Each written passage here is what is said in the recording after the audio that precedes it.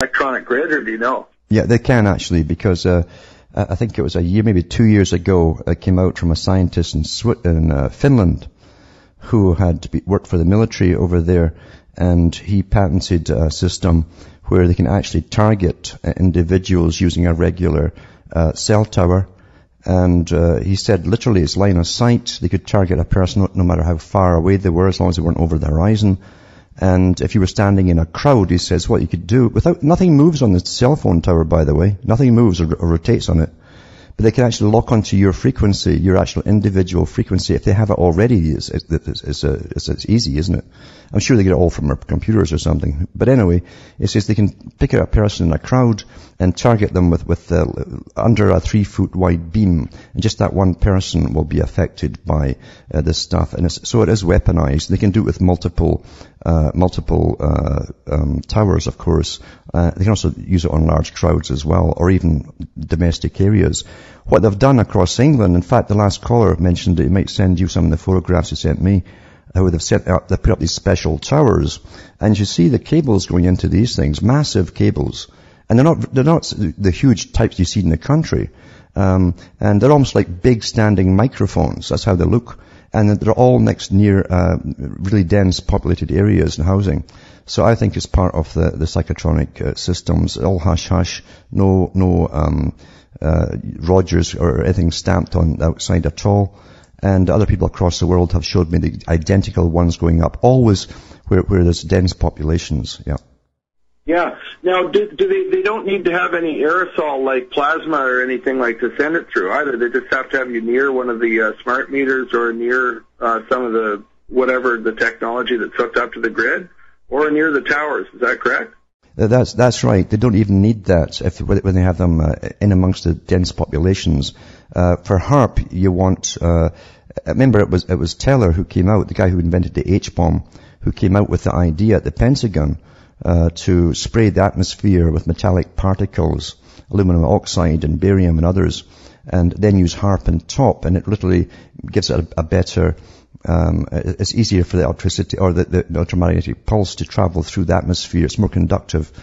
However, when you have them scattered throughout your community, they don't even need that. So if one went down or they couldn't spray or whatever, they could still use the other one quite easily by itself with the power voltage and amps that are going through it. Yeah. Right. We've got a couple of events coming up. I don't know if it's appropriate to plug them or not, but there's a friend of mine he's on the Free Truth Show, Patrick Lynch. I'm sure you've heard from him before. Mm-hmm. Yeah. He's actually going to do an anti-chemtrail day rally in England at the air show, and it's coming up on July 9th, 2011. So his YouTube channel is the Free Truth Show, and that's where I met him was through your show. Actually, he called me after he heard me on the radio with you. Yeah. And he's been pretty good. And then we've also got someone near you in Ottawa named Sylvain Henry, who has something come up on June 25th, which is he's trying to sort of shock people out of hiding and get people in official positions to come forward and talk about chemtrails, which is sort of optimistic, I think, at this point. But at least he's trying to do stuff. And that came up in Parliament before in Canada. You know that, eh? Yeah, I do. And what happened? What happened was it was Don Scott from Sudbury who had got his own member of Parliament to bring it up in the federal government, and she did.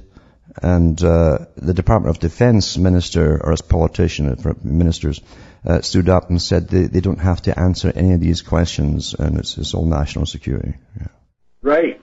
Well, isn't that a crock? Well, it just shows that it's a master-slave society, and there's... Oh, it is. It is. There's no doubt. I mean, they know darn well when they're spraying like this, they know the effects, long-term effects, short-term effects, the effects on the young and elderly. They know the chronic bronchitis itself will lead to cancers, never mind the cancerous substances they're spraying you with. But just constant irritation will bring on cancers too. But people have massive bronchial infections now that they just can't clear up. But it keeps coming back after antibiotics because they're breathing the spray all the time. And there's not a day goes by that you can't walk outside if you can see the sky at all, in between all the rain they're giving you. But when you see it, it's covered in chemtrails, yeah. Yeah. When they're manipulating the weather, we've found that they're able to make it hotter even by spraying something that's like clear, so it ends up sort of like a magnification of sorts. It's a polymer. See, there's a polymer spray that they talked about and it's patented too. And it literally acts like a magnifying glass. It's like looking through polythene, that vapor barrier you'll see for insulation. It's like looking through that. And that does intensify the heat trapped underneath it, and makes it much, much hotter. They have different kinds of spray. And they've also admitted too, in their treaties at the United Nations, they can cause rain or dissipate rain and give you drought. One or the other. They can give you flood or drought if they wish to. This is old stuff. It's been going on steadily now, from officially from 98. Before that was all testing, but now it's official. It's used normally now. And they're not going to stop as far as I can see. Yeah, I heard they actually announced it, but I'm not certain when that happened. They said they were either going to announce it or something in one of the chemtrail forums I was involved in here. Yeah. And I'll find out about that, and I'll call in and let you know if I find an official announcement. But they said they're admitting doing it. Yes. Its effect on agriculture is the most significant, I think, as well, also on human life as far as tectonic weaponry and psychotronic is concerned. But well, again, if you want to bring on famine, you simply hit the bread baskets and get them flood or drought. And that's what we've had in the bread baskets in America for the last few years, one or the other. Yeah. And it's not looking good. It looks like they've almost achieved their agenda about reducing the population by 90%. It looks like it's insidious and inevitable at this point. Yes. With everything they've already done. So no matter what we accomplish, we're still for a hell of a lot of interest. Not only that, they've trained the next generation not to have any children at all. And again, they've been awfully successful at that too. You understand we're going through a long-term intergenerational agenda here, where they've always known where they're going. And we're living through the last phase of this part of it. And probably we're the last ones to be able to actually talk about it. I think the next generation growing up won't have the capacity to even understand what's happening because they're mind-bombed. They've had so many inoculations, they've attacked them. And when they drop the IQ officially, the so-called the ratings at the United Nations, they actually dropped it to make it a new normal. Then something's happening to us all, and the young children are getting born today. Never mind the social engineering through school that teaches them nothing but political correctness. Really, we're the last generation that can actually talk about this and do something about it, if at all. But thanks for calling, though, Alex. Thank you. Yeah. And here's about your GM food now. And I knew this, and I've spoken about it for years. Genetically engineered food alters your digestive system. It says the GE organisms actually become part of the bacteria in our digestive tracts and reproduce continuously inside us. But now the USDA wants to remove all controls from GE corn and cotton. It says there are no human clinical trials of genetically engineered foods. The only published human feeding experiment revealed that genetic material inserted into GE soy transfers into the DNA of bacteria living inside our intestines and continues to function. Even after we stop eating GE foods, we may still have the GE proteins produced continuously inside us. And by the way, that's happened already. All the testing of the foods that they gave to animals gave them generally cancer of the stomach and intestines. So they know what they're doing, and this is not accidental. And every government's on board with this. It must be GE, it must be modified. It's the only stuff they're pushing. And no other company is allowed to even take the products, because they're all patented, and test them independently. And the government's all agreed with that as well. And government's your friend. In Canada, they gave it to us for 10 years before we found out we were eating the stuff. Because they said that the government had made a secret deal with big agribusiness and Monsanto to test it out on the Canadian population, probably because we're the most laid back. And we only found out in Canada when it broke out in Britain, and Blair was wanting to push it on the British people, and some NGO came out with all this data, and then they had to admit it in Canada. Yeah, you're the guinea pigs, you've been eating it for 10 years. And it's better too, because Canada's got this fantastic supercomputer system in Ottawa. Every time you go to a doctor or a clinic, it's immediately transferred all the data, what you're in for, to this one darn computer across the whole country. And so they get instant results on what are they coming in with, what are the symptoms. They know what it's doing. Anyway, as the Institute Responsible for Technology has noted, the genetic engineering process creates massive collateral damage, causing mutations in hundreds of thousands of locations through the plant's DNA, and eventually to yours as well. I told you before that when the Royal Institute of International Affairs, Council on Foreign Relations, started up, they took over really, or amalgamated with the previous groups, which were the Cecil Rhodes Foundation and the Lord Alfred Milner Foundation, that set up to take over the world's resources. They're still doing it today. And they've never changed their agenda. Why should they change it when they can work intergenerationally? And they have their tenets set out for them, their plans set out for them. They hire, retire, and hire and retire till they get what they want done. And they also have a parallel government made up of ex-prime ministers and presidents. Here's one thing that happened in Canada last week. 20 former world leaders discussed looming water crisis. You see, they're going to privatize the whole world's water system. 20 former heads of state, including former U.S. President Bill Clinton, warned Tuesday of an impending water crisis and agreed to establish a panel that will tackle a worldwide leadership gap on the issue.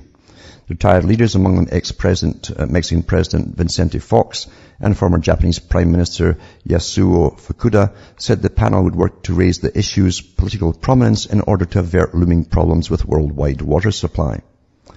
Then they go into what they're called Interaction Council, they call it, on water, etc. And it says they were attending this year's three-day annual meeting in Quebec City, and it also included former Mexican leader Ernesto Zedillo and Gro Brundtland of Norway. The group urged a new international water ethic that'll go along with your carbon taxes, and offered 21 recommendations for world water management. Privatization, of course. The top of the list was placing water at the forefront of the global political agenda. That means institutionalizing through all your teaching until it's like carbon taxes, CO2. Other items included linking climate change research and water problems, creating a legal right to water, and raising the price of water to reflect its economic value. Guess where all that will go again? United Nations, eh? Well, they'll split it with the private company that ends up owning the world's water supply. In areas where water is rationed, the priority should be for food crops and not biofuels, said the group, whose co-chairs were former Canadian Prime Minister Jean Chrétien and one-time Austrian Chancellor Franz Vranitzky. Although there is plentiful water supply in Quebec, it is an especially a topical subject after Quebec space tourist Guy Laliberty, and billionaire founder of Cirque du Soleil, dedicated his 2009 visit to the International Space Station to raising awareness of international water issues. You understand now we're global. We have to worry about every little place across the planet. You see, you have no nations anymore. That's the message. And you don't own anything anymore. That's also the message. You're interdependent. You must be, right down to the individual, totally dependent on the one system. That's what it means. Totally dependent. One day, if you drink out a puddle after a rainfall, you're going to get fined. And I'd like to think this was a joke, but this will happen with these nutters that they employ from the universities to be greenies and so on. So we're really going through massive changes as they already own the food supply of the world. And I've talked to people who work in agribusiness and the mess that it's in now with government regulations. It puts all the small farmers under. Once they've gone, you've got nothing left but the big agribusiness corporations who can do as they please, believe you me, because I know people who visit them and go around their big plants and so on, where they have oil dripping into your food supply and stuff like that. They don't get bothered by the government because there's a big agenda at work and you're living through it. And you better get active. Very active, if you want to save anything at all, especially if you have children. And even if you don't have children, we shouldn't just end now. We're the end product of thousands and thousands of generations. And we have as much right to live on this planet as these gophers at the top that work for their master. From Hamish myself from Ontario, Canada, it's good night to me. Your God or your gods go with you.